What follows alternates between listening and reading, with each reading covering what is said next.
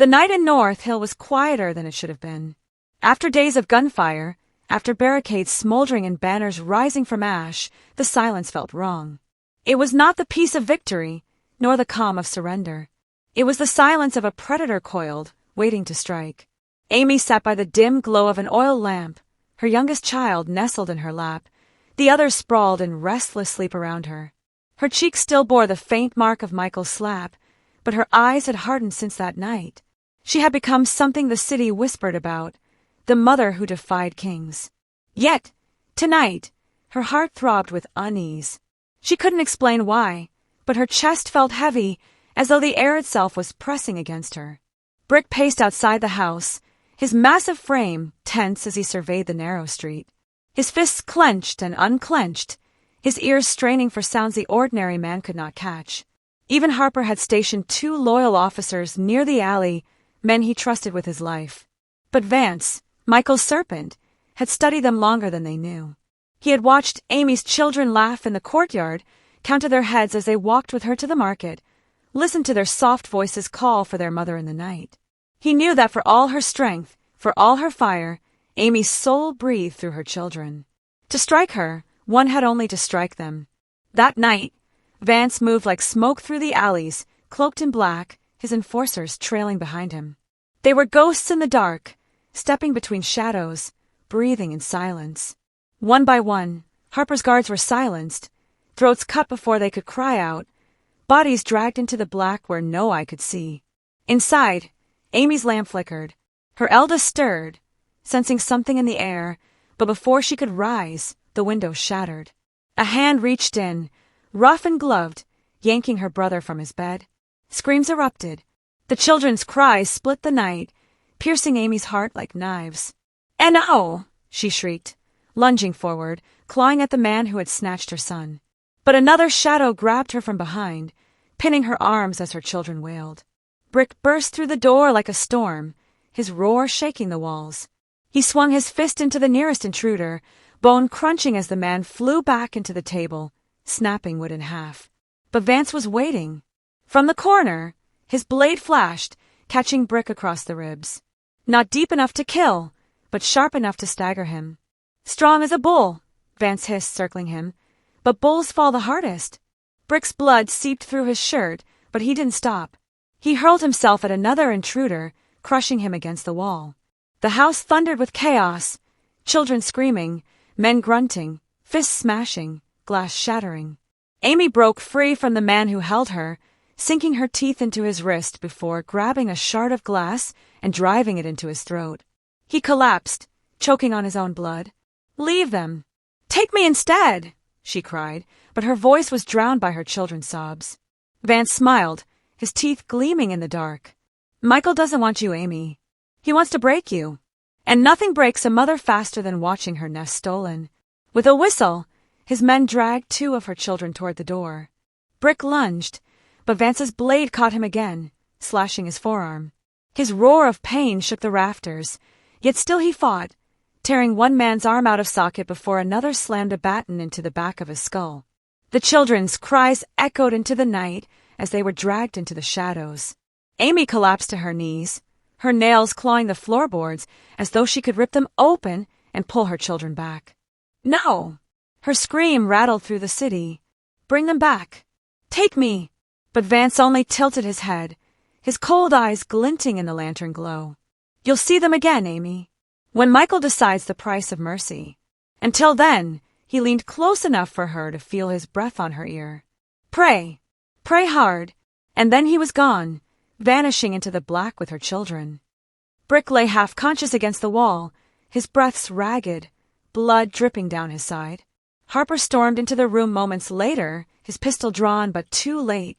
The floor was painted with blood, the walls broken with violence, and Amy was curled on the ground, her body trembling with sobs. "They took them," she whispered, her voice hoarse-broken. "They took my babies." Brick struggled to rise, his vision blurred, his chest heaving with guilt. I couldn't stop them," he rasped. Amy turned to him, her face streaked with tears and blood, and for the first time since he had known her, her eyes were filled not with fire but with devastation. "Bring them back, Brick. I don't care what it takes. Burn this city to the ground if you have to. But bring them back to me." Her words were not a plea. They were a command. A mother's command, heavier than any crown. In Michael's mansion, the children were dragged into the grand hall, their sobs echoing off the marble walls. Michael watched from his throne-like chair, his lips still swollen from Brick's fist. His bruises had not faded, but his pride burned hotter than ever. "Do you see this?" he whispered, lifting one child's chin with his hand. "This is how you break an empire. Not with swords, not with guns, with love, with blood." The child spat at him, and his laughter shook the room. Vance stood in the corner, his blade still wet. "She will come for them," he said. Michael's eyes glittered. "Good. Let her come. Let Brick come. Let the whole city come. And when they do, North Hill will remember what happens when you defy me." He leaned back, smiling through the pain of his bruises. They wanted a war. Now they'll drown in it. In the ruins of Amy's home, Brick tightened the bandage around his ribs. His body ached, his fists trembled, but his resolve hardened into steel. Harper stood at his side, loading bullets into his pistol with grim silence. Amy, her face pale but her eyes blazing again, rose to her feet. Her body shook, but her voice was steady. "They took my children. They touched my blood." She looked at Brick, then Harper. "This city will burn until I get them back." And with those words, the rebellion found a new fire. The sky over North Hill churned like black smoke, restless and heavy, as though it knew blood was about to stain the earth. In the burned-out husk of Amy's home, firelight flickered against broken walls, casting jagged shadows that danced like ghosts. The air was thick with grief and rage, the scent of blood still fresh in the wooden floorboards. Amy stood among the ashes, her children's cries still echoing in her skull. Her eyes were hollow, her hands trembling, yet her spine was rigid as iron. She had wept until no tears remained. Now only fury lived in her veins. Brick leaned against the doorway, his ribs bound in blood-soaked cloth, his eyes swollen with exhaustion but still burning. He watched her in silence. He had seen warriors before, men who carried blades and guns into the jaws of death. But Amy, standing barefoot in the ruin of her home, was something different. She was a mother stripped to her last breath, and mothers were the fiercest creatures he had ever known. Harper entered with a grim face, his pistol heavy at his side. Behind him trailed a handful of men, dock workers with chains, farmers with rusted pitchforks, young boys with bottles filled with kerosene.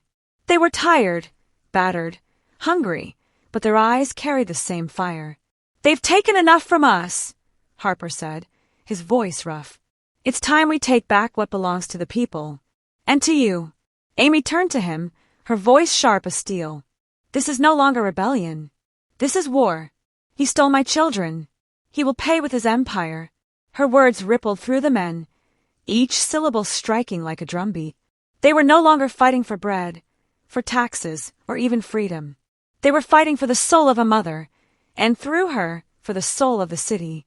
Brick stepped forward, towering, his jaw clenched. "We march tonight. Michael thinks fear will keep us crawling. Let him see what fear looks like when it walks on two legs and carries fire in its fists." The men roared in answer, fists pounding walls and tables, their voices shaking the broken house. But not all roars echoed in loyalty. In the barracks of a city guard, whispers slithered like snakes. Some officers grumbled at Harper's betrayal of Michael.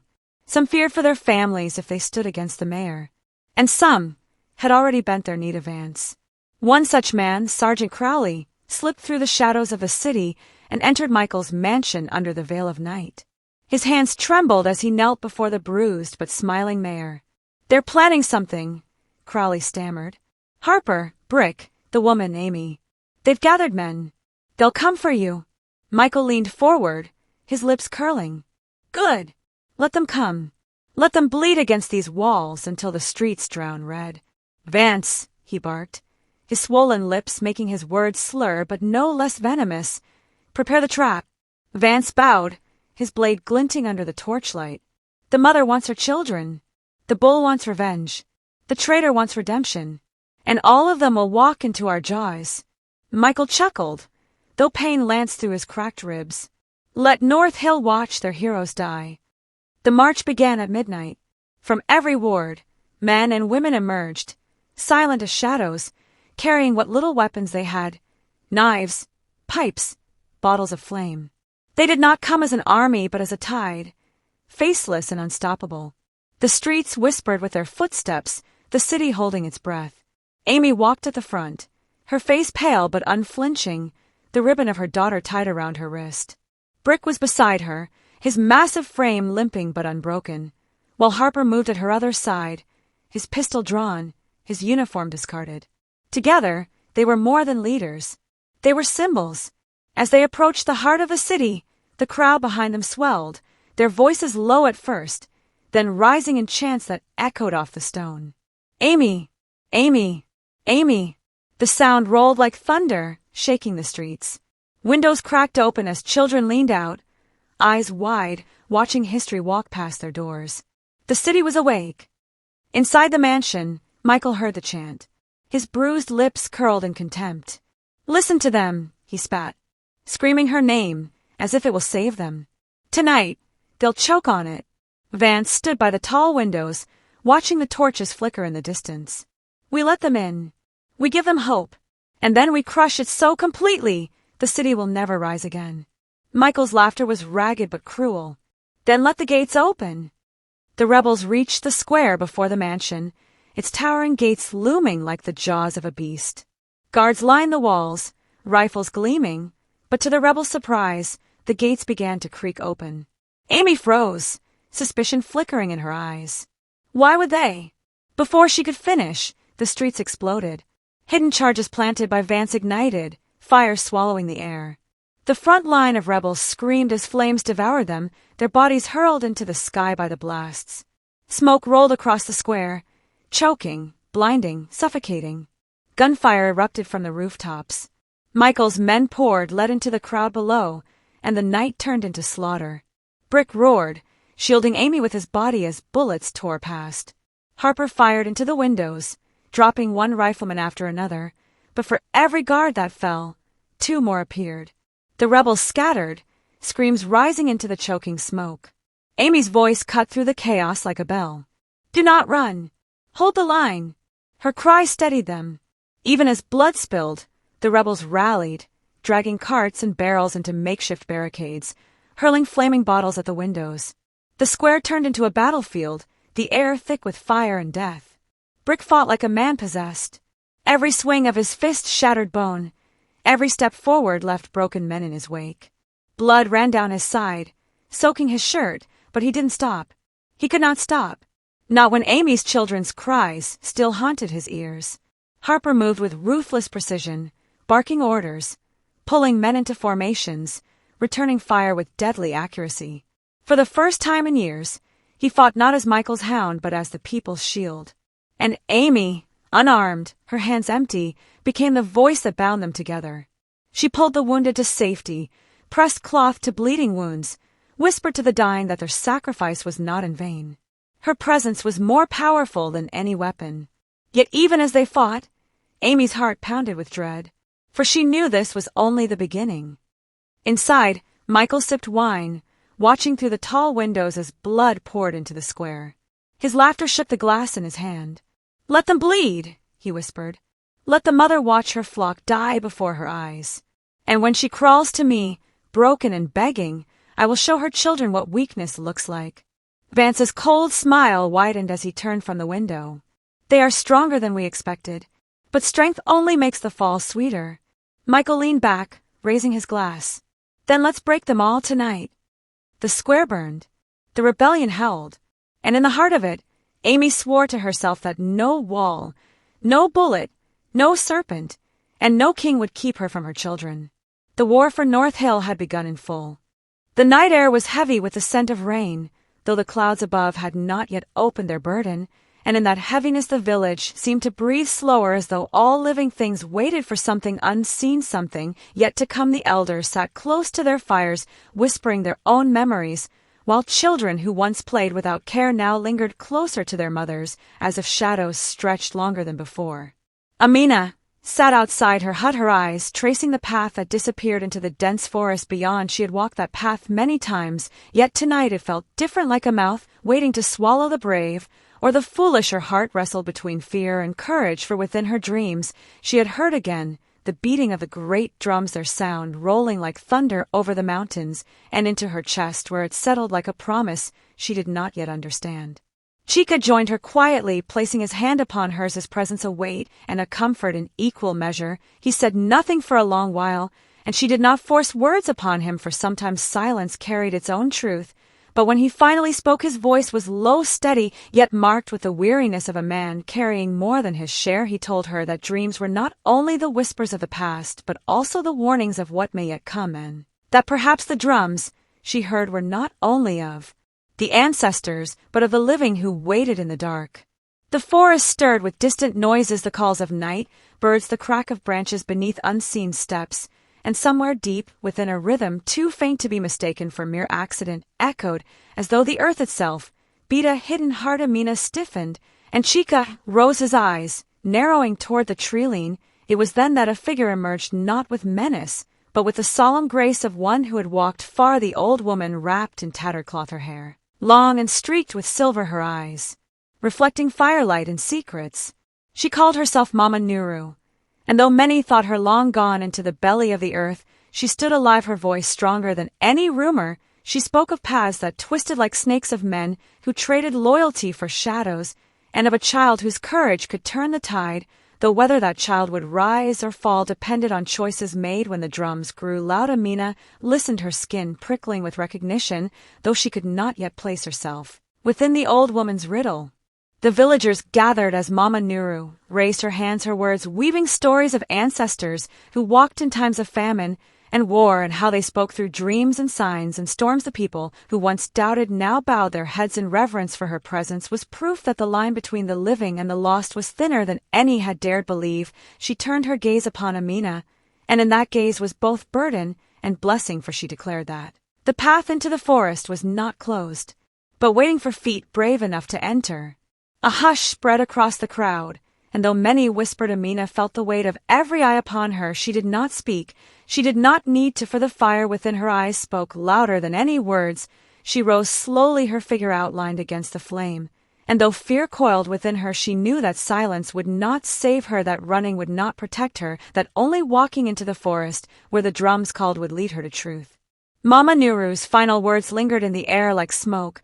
She said that the lion walks with those who do not tremble, and that the river parts for those who believe. Amina carried those words within her heart as she turned to face the dark. The forest loomed vast, mysterious, yet inviting, like a test written before she was born. Chica moved to follow, but the old woman placed a hand upon his chest, shaking her head, gently saying, "Some journeys must begin alone, though others may join along the way."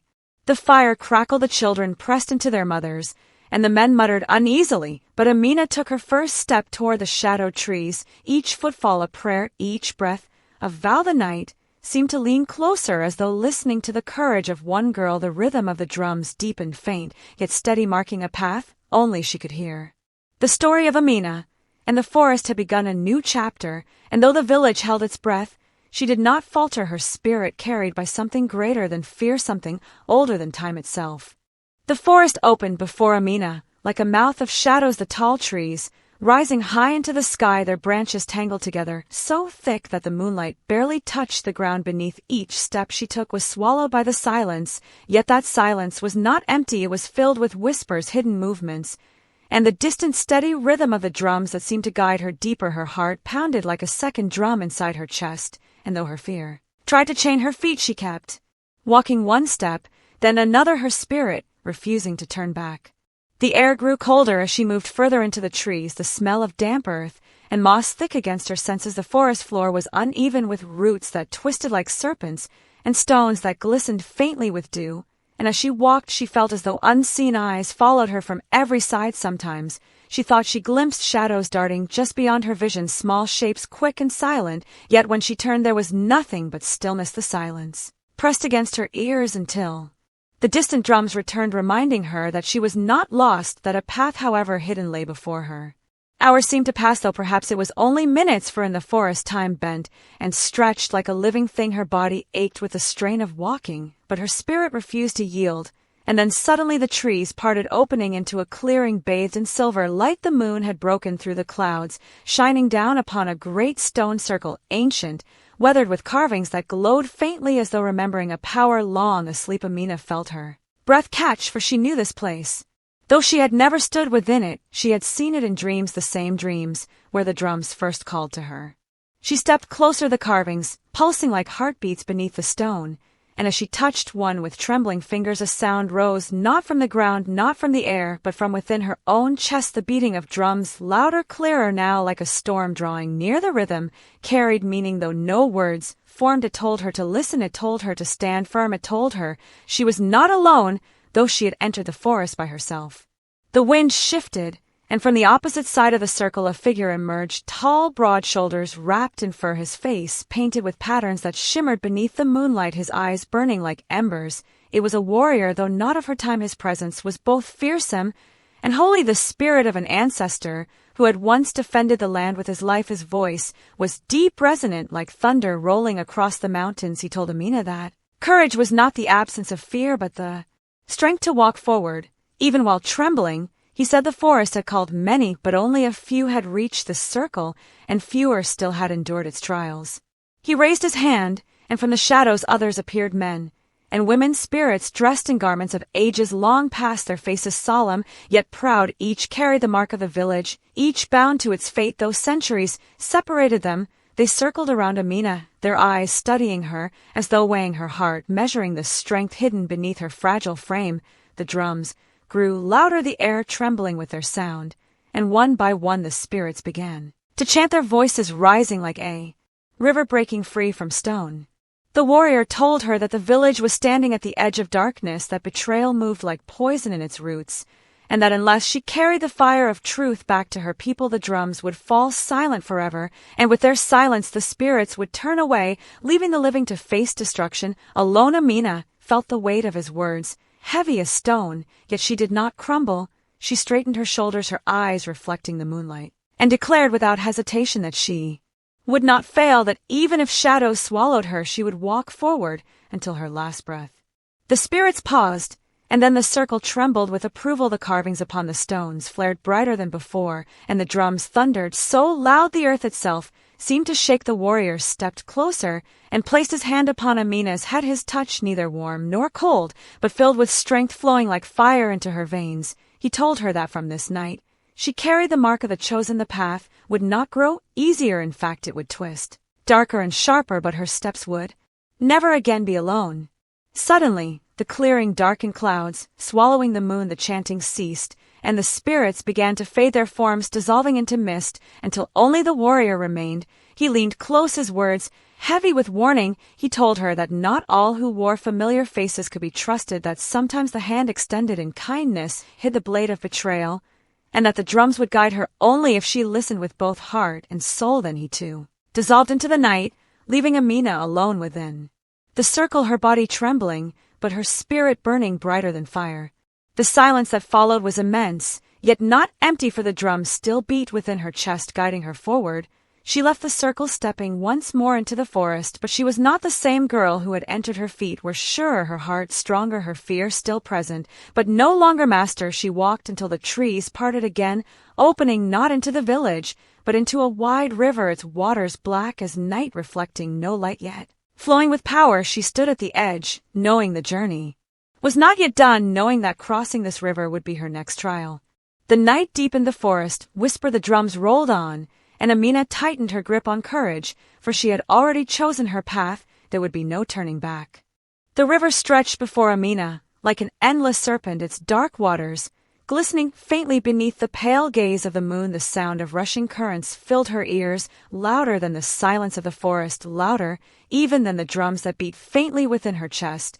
Yet those drums did not vanish. They shifted their rhythm slower, deeper, echoing the pulse of the water, as if guiding her to listen, as if telling her the river itself carried a voice. She knelt at the bank, her reflection rippling in the current, her face pale, streaked with sweat, her eyes wide not with fear but with determination. This was no ordinary river. She could feel it in her bones. The air was heavy, thick, as though woven with invisible chains. The current moved swiftly, but not blindly. It twisted and swirled in patterns too deliberate for nature alone. as though the river itself was alive, watching her, waiting for her decision. Amina whispered a prayer, her lips barely moving. She spoke not only to the spirits, but to herself, reminding her soul of its promise. She had vowed to walk forward until the end, no matter the cost. The river might swallow her body, but it would not drown her courage. She rose, her feet pressing into the soft earth of the bank, and stepped into the water. The cold struck her, instantly biting into her skin like the teeth of a beast, yet she did not retreat. She waded deeper, the current pressing hard against her legs, dragging, pulling, testing her strength. The drums within her chest quickened their beat, not to warn, but to urge her forward. Each step felt heavier than the last, as though unseen hands beneath the surface were clawing at her ankles, yet she pushed on until the water reached her waist, then her chest, then her shoulders. When the river reached her chin, she paused, breath catching, eyes closing. She felt the current swirl around her, carrying whispers, voices not her own. They were soft, haunting, layered, as though generations spoke together. Some voices urged her to return, others told her to surrender, but among them one voice cut clear and steady, a woman's voice, strong and commanding, telling her to keep walking, to trust the drums within her soul. Amina opened her eyes and pressed forward. The current surged, suddenly waves crashing against her body. As if angered by her defiance, the water roared, rising over her head, dragging her beneath into a world of darkness. She thrashed her arms, fighting to breathe, but the river swallowed her whole. She sank deeper, her limbs heavy, her lungs burning with the need for air, her vision clouded by shadows. Within the depths something moved. Shapes surrounded her. At first they seemed like fish or drifting branches, but as her eyes adjusted, she saw them clearly, figures with hollow eyes, faces pale, twisted by sorrow and rage. They reached for her, their hands cold, gripping at her arms, pulling at her legs, dragging her downward. These were not fish, these were souls trapped within the river, drowned and forgotten. Their whispers became screams, filling her head, tearing at her resolve. Fear clawed at Amina's heart, threatening to shatter her courage, but then the drums thundered within her chest, louder than ever. They did not speak in words, yet their rhythm filled her with strength. She kicked her legs, forced her arms free, and pushed against the grasping spirits. Her body surged upward. Even as the souls clawed at her, her lungs screamed for air, but she refused to yield. She broke through the surface with a gasp, her voice mingling with the roar of the river.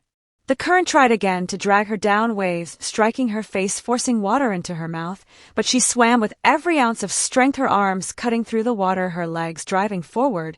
She no longer saw the river as enemy, but as a trial. As the spirits had told her, the path would twist darker and sharper, but she would endure. She thought of her children, their laughter, their faces, waiting for her return. She thought of the ancestors there. Trust their warning. She thought of the promise she had spoken to herself, and with each thought her body surged stronger.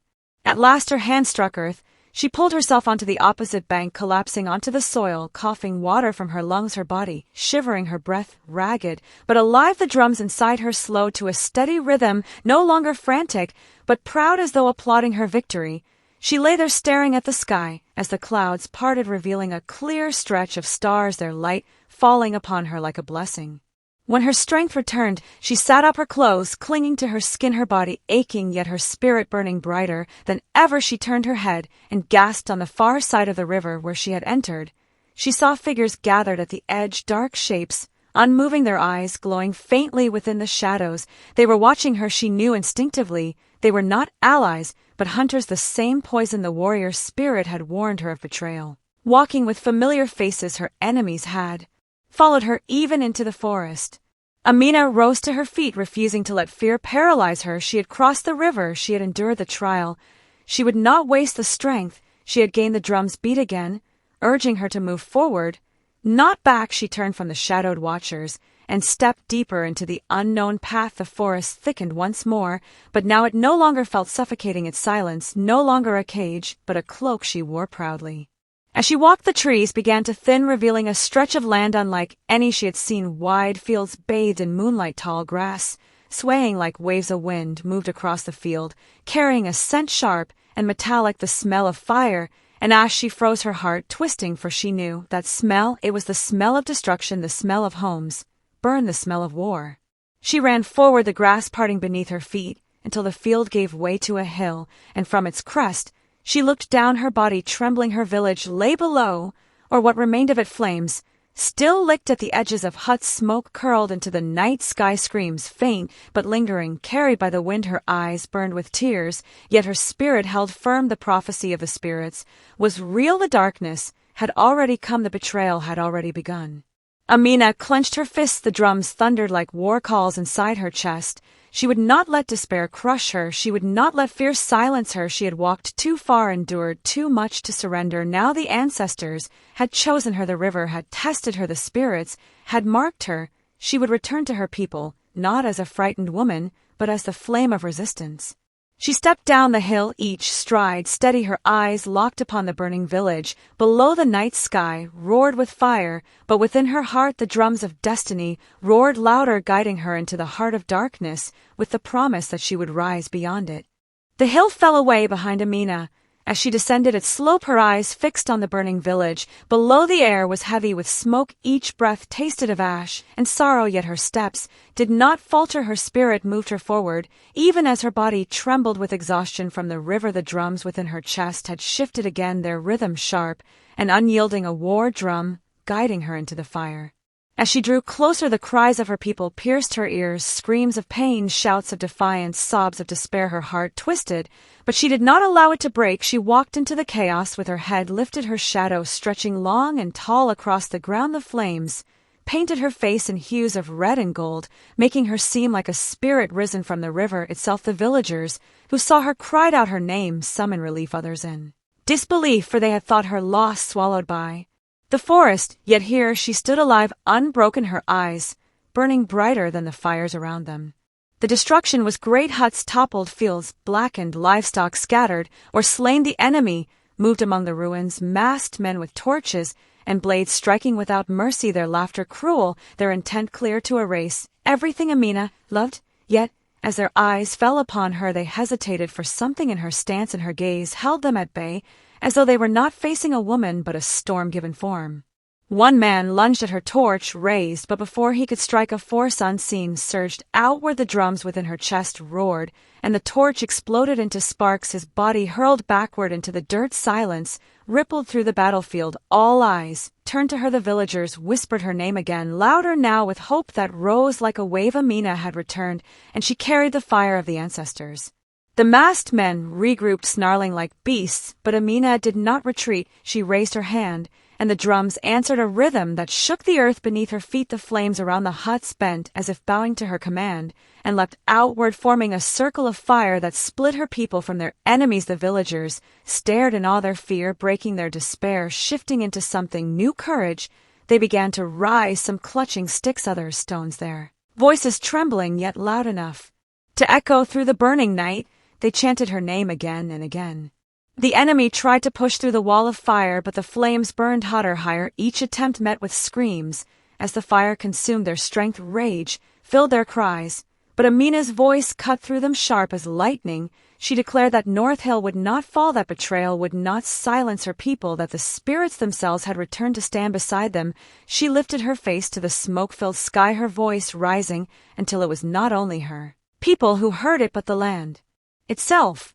From the shadows of the ruins, elders emerged, their eyes wide, their bodies bent with age, yet their spirits, stirred by the sight of her, they began to chant words older than the village itself, prayers carried down through generations. Their voices joined with the drums within her chest. The rhythm grew thunderous, shaking the very ground. The flames surged outward, consuming the masked men one by one until they scattered like leaves in a storm. The village was scarred, broken, but not destroyed. Amina moved among her people, lifting the fallen, comforting the crying, guiding the frightened. She touched each one, her presence filling them with strength. The children clung to her skirts, the women wept against her shoulders, the men bowed their heads in reverence, not because she was above them, but because she had walked into the darkness and returned carrying the light. Yet even in victory, she felt the weight of shadow, for she knew this attack was only the beginning. The betrayal had roots deeper than fire could reach. She remembered the warrior spirit's warning, not all who wore familiar faces could be trusted. And as she looked among her people, she saw eyes that turned away quickly, too quickly, as though hiding guilt. Her heart clenched, but she did not speak. She would watch, she would listen. The truth would reveal itself in time. When the flames finally died, the elders gathered in the remains of the council hut, its roof half burned, its walls blackened, but still standing. Amina entered, and the hush that fell was deep. They looked to her not as a child, not as a daughter of the village, but as the chosen voice of the spirits. She told them of the forest, of the circle of stone of the ancestor who warned her. She told them of the river of the souls that tried to drag her down, and of the strength that carried her across. She spoke of the betrayal that had already begun. Her words fell heavy in the silence, but none doubted her, for they had seen the fire answer her call. They had felt the drums shake the ground. The elders bowed their heads in solemn agreement. The village must prepare not only for war, but for cleansing of its own heart, for betrayal within was more dangerous than any enemy beyond. They asked her to lead them, to stand as the flame that would burn away the shadows, but Amina shook her head. She told them she was not above them. She was only the vessel chosen by the spirits. The strength of the village would not come from one voice, but from all voices rising together. Her words stirred them, their old eyes lit with new fire. The council vowed to stand firm. They would rebuild their homes, they would sharpen their blades, they would prepare for the storm to come, and they would root out the poison hiding among them. But even as they spoke, Amina felt a chill crawl along her skin. The shadows outside the hut seemed thicker than before, whispering secrets. The betrayal was close, nearer than any of them realized, watching, waiting, ready to strike again. That night, as the village slept huddled together in the ruins, Amina stood alone at the edge of the fields, her gaze fixed on the horizon. The drums within her chest beat steady, their rhythm no longer only hers, but echoing through the land itself. She closed her eyes and saw fire spreading across North Hill, larger than any village, swallowing fields, forests, rivers, mountains. She saw faces she knew twisted by shadow. She saw children crying in darkness. She saw blood upon the soil. She opened her eyes, the vision fading, but its weight pressing hard against her spirit. The storm was coming, greater than she could yet imagine, but she would not falter. She had crossed the river, she had endured the fire, she had stood before the ancestors. She would stand again and again, until her last breath. She placed her hand against her chest, feeling the drums, their rhythm strong, unyielding, carrying her forward into the darkness that waited. The night was silent, but her spirit roared the war, for North Hill had only begun.